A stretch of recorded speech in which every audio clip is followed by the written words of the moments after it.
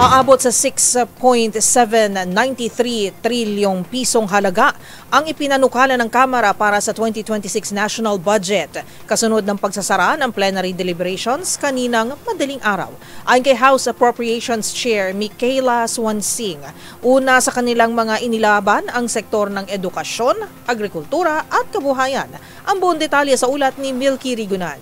Tapos na ang Kamara sa sponsorship at plenary deliberations sa panukalang pondo ng iba't ibang government agencies sa ilalim ng House Bill 4058 o ang 2026 General Appropriations Bill.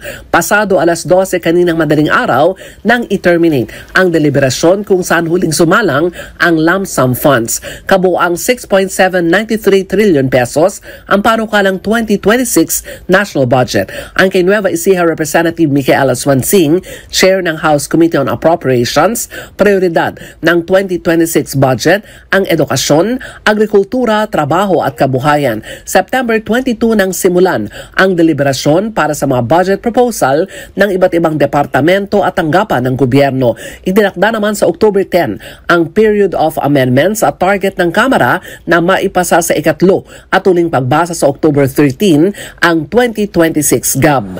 For fiscal year 2026, we are proposing a total of 608.89 billion pesos for special purpose funds, or SPF. This represents 8.97% of the 6.79 trillion pesos total expenditure program. It is 81.995 billion pesos higher than the current year's level, or a 15.6% increase, underscoring our commitment to protect our people, meet our obligations, and sustain our country's growth momentum.